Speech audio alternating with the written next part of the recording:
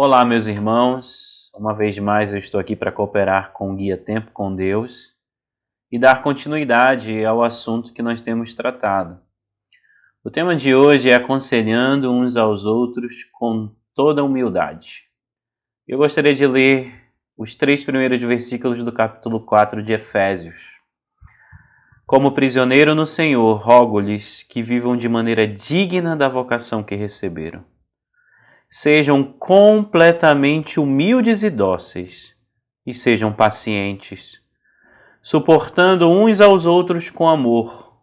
Façam todo o esforço para conservar a unidade do Espírito pelo vínculo da paz.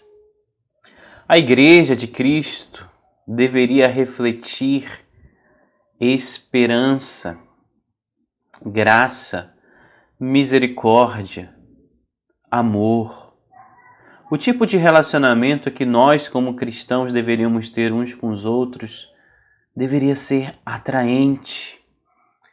As pessoas deveriam olhar para a nossa comunidade e sentir o desejo de pertencer a ela. Justamente por ser uma comunidade onde a pessoa pode abrir o coração, falar dos seus maiores temores, falar dos seus sofrimentos, falar das suas angústias, falar das suas lutas, dos seus pecados, e encontrar nesse ambiente oração, ouvidos atentos, interessados, não para julgar de maneira legalista, não para desprezar, não para depreciar, não para fofocar, mas corações, ouvidos dispostos a proclamar a graça, o amor e a misericórdia do Senhor Jesus Cristo, através do seu Evangelho, através da sua palavra, através da dinâmica dos relacionamentos. No entanto, nós somos responsáveis diante de Deus de tornar esse ambiente real. Porque se esse ambiente não é real na nossa realidade local, nós somos responsáveis por isso. Obviamente, há um esforço de todos os pastores, de todas as lideranças de igrejas saudáveis para cumprir o seu ministério. No entanto, essa não é uma responsabilidade apenas deles. Se você observar o texto que nós acabamos de ler, ele antecede um texto que é elementar na doutrina da igreja, onde Paulo diz que Deus estabeleceu alguns para pastores, outros para apóstolos, outros para evangelistas, outros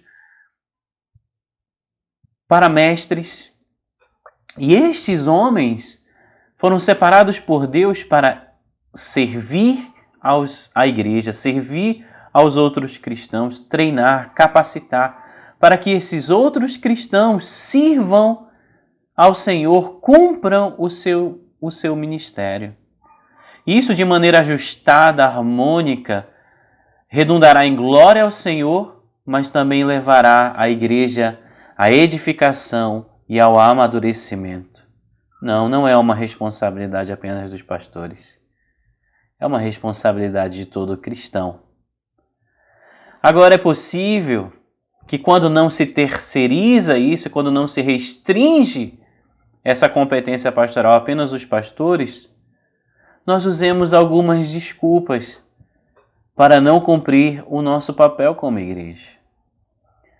É possível que você, assim como eu, já tenha pensado, eu não sou apto para fazer isso. Eu não tenho condições de exercer isso. Eu não posso ajudar outras pessoas. Na verdade, eu preciso de ajuda. E eu quero te dizer, meu irmão, minha irmã, que esse senso de inadequação não deve ser usado como desculpa. Pelo contrário, esse senso de inadequação é que vai te tornar qualificado para o exercício do aconselhamento. Porque aconselhar um ao outro com toda a humildade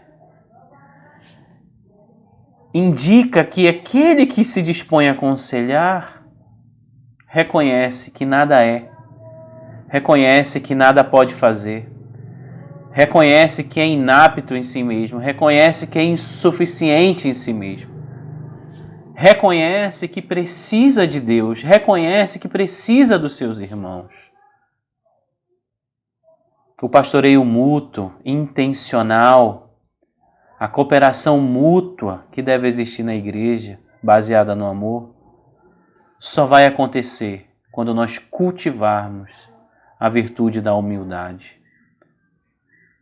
Apenas homens e mulheres que reconhecem sua necessidade, que reconhecem que são carentes do Senhor, da sua graça, apenas esses homens e essas mulheres estão qualificados, aptos para poder auxiliar e ajudar a outras pessoas. Então essa humildade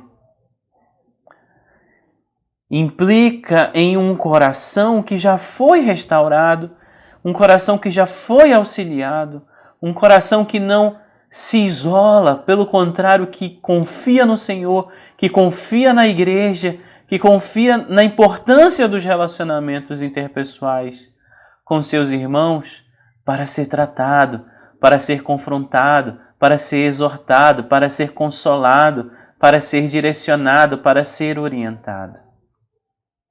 E essas pessoas, na mesma medida que elas compreendem sua necessidade e buscam ajuda, elas também devem compreender que o Senhor quer usar a vida delas para ser também uma bênção na vida de outros irmãos.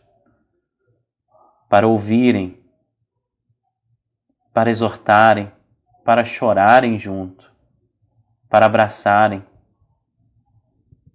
para estar em comunhão, em unidade. Ao mesmo tempo disposto a receber, mas também disposto a dar, a ser um instrumento nas mãos do Senhor para a edificação dos nossos irmãos. Há muitos de nós que estão sofrendo sozinhos. Há muitos de nós que estão lutando e sucumbindo em seus pecados porque estão vivendo em isolamento. Se essa é a sua realidade, meu irmão, minha irmã, mude. Busque auxílio do Senhor. Busque alguém para te ouvir. Um homem de Deus, uma mulher de Deus para te ouvir, para orar contigo. Uma pessoa cheia da verdade para te orientar. E ao mesmo tempo esteja disposto a ser esse homem de Deus e essa mulher de Deus na vida de outros irmãos. Muitas vezes o nosso senso de inadequação nos priva de desfrutarmos de momentos simplesmente preciosos aos olhos do Senhor. De momentos memoráveis na vida de um cristão. Por exemplo, eu recentemente fui procurado para aconselhar e orientar um outro irmão.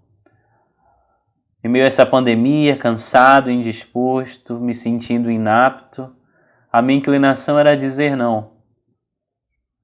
Mas, lembrando desses princípios e vendo que o meu irmão precisava de mim naquele momento, me dispus. E na medida que a gente se encontra, na medida que a gente conversa, na medida que a gente lê um texto bíblico, na medida que a gente compartilha, eu sou abençoado. Eu sou edificado. E eu não desfrutaria disso se eu tivesse me limitado e tivesse permanecido com os olhos fixos na minha imperfeição, na minha incompetência, na minha falta de habilidade.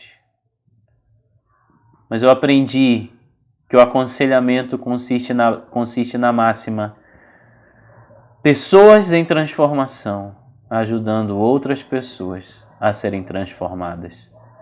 Pessoas imperfeitas, ajudando a outros irmãos a, junto com elas, buscar a perfeição em Cristo Jesus.